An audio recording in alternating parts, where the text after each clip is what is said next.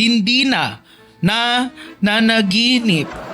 Hindi na makagising. Pasindi na ng ilaw. Minumulto na ako ng damin ko. Mali pa yung ano no. Anyway. Parang nagtuturo sa bata kung paano magsalita. Mama.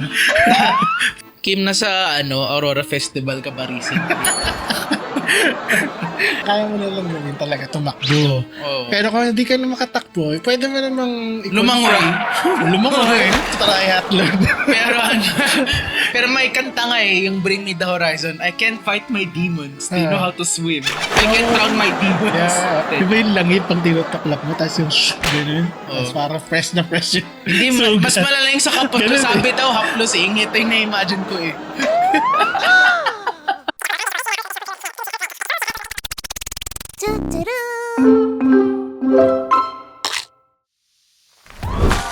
Welcome to another episode of Snap! Yay! Ano naman ng mga mic namin? At bago kami magsimula, Oo. may gusto kami pasalamatan nga pala sa aming sponsor. Oo. Saan natin ito binili, Kamo? Divisoria sa 168 Sa shopping mall. 168, oh. Ang tawag po dito ay Ring Feel Light. Salamat po sa sponsor. Salamat po sa pagtangkilik sa programa namin. Oo, sa programang rated SPG. Super patay gutom. Oo. Sabi ng Ring Feel Light, feel light and beauty face. Need Core Extreme. Multiple color temperature. Make face and eye in beauty. Mukhang bangag at lasing at the same time. Multiple color nga. So like sa pagbabalik namin sa old setup namin, just cause, naging trending ang topic ng, I guess, multo. Oh, yeah. Bakit kanyo? Kasi nag-trending ang kanta ng Cup of Joe. Hindi na nanaginip. Hindi na makagising. Pasindi na ng ilaw. Minumulto na ako ng damin ko. Mali pa yung ano no. Anyway. Parang nagtuturo sa bata kung paano magsalita. Mama. Malay niyo. Dada. Para hindi ako maskandalo. Para hindi na din ako mag-autotune ng sariling boses. Frustrations can be an understatement to describe these feelings. Ika nga sa kanta, minumulto nga siya ng damdamin. Yeah. Kasi ang multo ay kahit takpan at takbuhan mo at siguro tapatan mo ng bagwa, pilit pa rin siya nagpapahit. Kaya today's episode, let's read 3 reviewer questions about the multos in their life, shall we? Okay. Question number 1. Oh. Hindi ba? Question number 1. It's from Kim. My story starts when I was in college. I met this best friend of mine during our freshman day. Okay. We clicked together instantly. We were classmates until 3rd year when suddenly he confessed to me that he liked me all along. Wait. Everything was new to me and I didn't know how to handle this feeling. It was my first time that someone was interested in me. I thought of myself as boring and regular, but here's this friend of mine who looked good by the way. Taking interest in me. But since I was unsure, I turned him down and tried to avoid him through the years. He kept connecting with me, but I kept on ignoring him. Okay. Okay. Good. Paano ba ito? Last January. Okay. Akala ko tapos na. This is my last message and request to you. As my best friend, can I see you at my wedding? Everything flashed back to me and this huge regret fell upon me like a boulder. I guess this is what we call multo. Minumulto ka nga ng damdamin mo. And yes, the memories of this best friend keeps on haunting me day and night. Kim, nasa Aurora Festival ka ba recently? Nakatuklas ka na naman ata ng kanta. Aba, doon may Cup of Joe. Oo. Sila yung banda na lumabas yung click at Wala pala. Which by the way, I found out from insider sources na it isn't the mixer's fault, mix engineer's fault. Nalagay nila sa actual front of house yung rehearsal file nila. Akala ko kasi yung mix.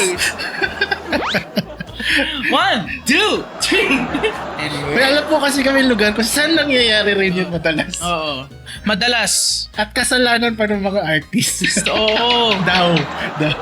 Pero let's not bash Cup of Joe for that. Oh. Although yung place na we mentioned that isn't Aurora and definitely isn't Cup of Joe, idodog namin yan.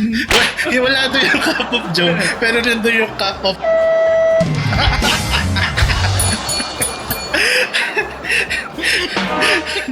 Okay, sagutin na natin yung question yan. Dami natin. Wala na kasi tanong. react na lang natin.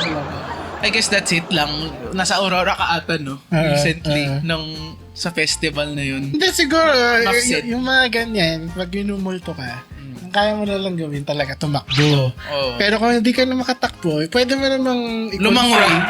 Lumangoy. Try atlog.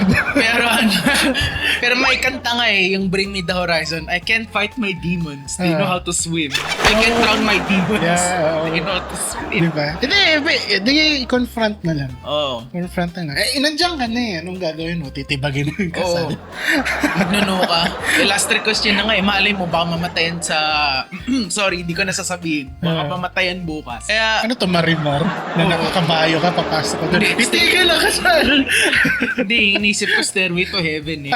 Yun. Mamamatay sa mismong kasal. Confront it and live with it. Oo, parang karayom lang sa blood test. Tapaharapan mo na. From Ben, Bitag, Tulfo. Joke lang.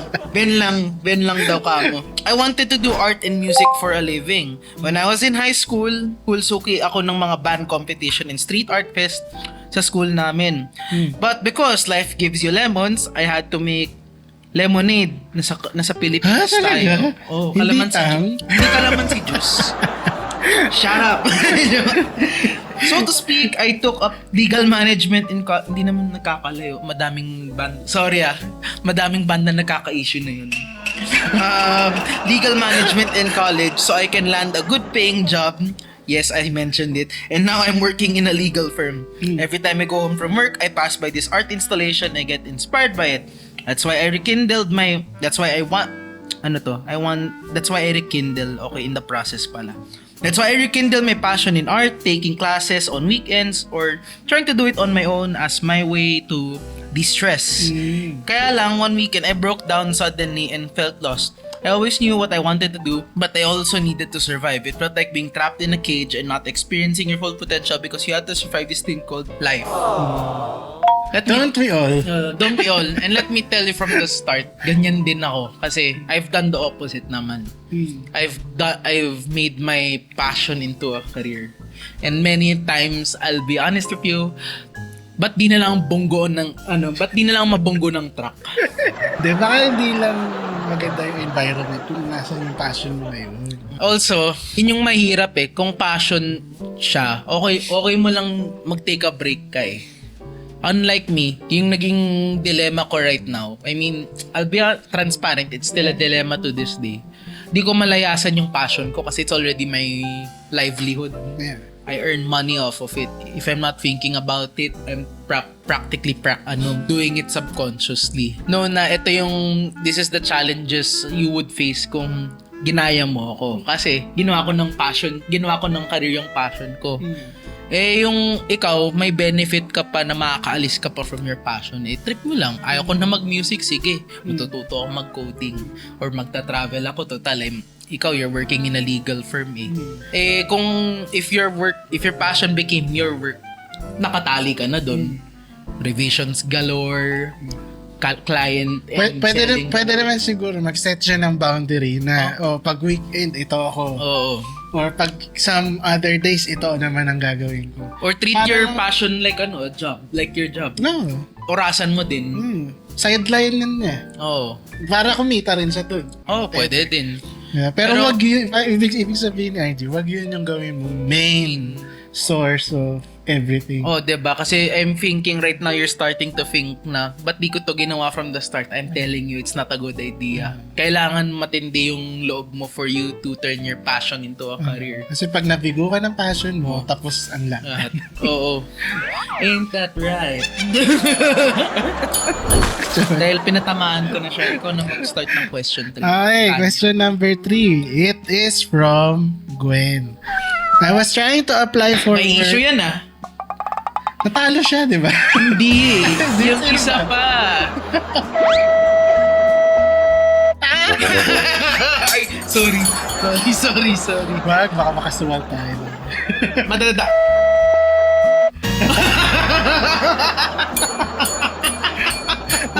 Okay. OT na po. Stop! He's already dead! I was trying to apply for work overseas, but I had to let go of that. Bakit? That dream because of my family. My friend was actually helping me land this job in the company he was working in, and slowly everything was being set for me to fly in about a few months. But then my family asked me to stay in Manila and opt to find an opportunity locally. It was painful, but because I love them, I agreed to stay in just 4 months. I agreed to stay. Sorry, hindi po ako marunong magbasa na may period. Kasama ka na sa 18,000 na hindi literal. In just 4 months, my relationship with my family became rocky as I saw them not keen into improving themselves. If you know, you know. What happened, Bella? Are you crying again? I know. Family, right? Family will fake to me. To this day, nasasayangan ako sa opportunity na ni-let go ko. Oo naman, abroad yun. How I wish I became selfish and I just chose myself first before others. Besides, kahit nasa abroad naman ako, magpapadala pa rin naman ako. Now, I'm stuck with this mediocre job and I have this philosophy now that says, sometimes, ito na quote niya Quote niya po sometimes opportunities that you let go are really for you. Kasi usually sinasabi ng mga tao, baka hindi yan para sa'yo. But really, it is for you. But there are just shitty people who choose to enslave you so that their lives could become better without trying too hard. We have to bleep this we have to bleeping isang word doon kasi We bleep that pa. Oo, para ma-distribute pa rin yung video. I would agree with her philosophy right. How found philosophy right now. How much would you agree on a state of 1 to 11? 11? Akala ko 20 sasabihin mo eh. Hindi naman. Naaawa lang ako sa kanya talaga. Sayang yung opportunity. Yun nga yan. Pero gets naman din yung there's a thing in life insurance nga, di ba? Risk appetite. I mean, you may have a nice risk appetite pero if you're bound by the morals of your magulang, wala tayo eh. Unless sadyang rebelde ka, you know what I mean? Kaya talagang lilipad ka kahit anong mangyari. Tsaka tingin ko wala naman siyang anak, wala naman siyang talagang... It's not too late. I'm not gonna... family lang niya. I'm gonna assume din you're under 30, like me and this guy who in a few months na hindi na. You might wanna consider na you're not that far off. Kaya mo pang rumebelde. Habang di pa fully developed ang frontal lobe mo. Induce the recklessness of youth. And then go on an adventure once more. Oo, 'di ba? Habang di fully developed yung frontal lobe mo. Kaya sasabihin namin sa'yo ulit, baka nga hindi talaga para sa'yo. Oo. Baka madaming factor yan. Mababa risk appetite mo, tinali mo yung sarili mo sa magulang. Kaya baka scam to. Oo, diba? Hi, I am from ganito sa marketing. I would like to offer you a job. Akala ko si Lynn. Hindi. Iba, sige, mention na natin siya. Hi, I'm Lynn from Las Vegas Models. Hi, I'm Lynn from Las Vegas Models. Sa Viber kasi ng mga scams.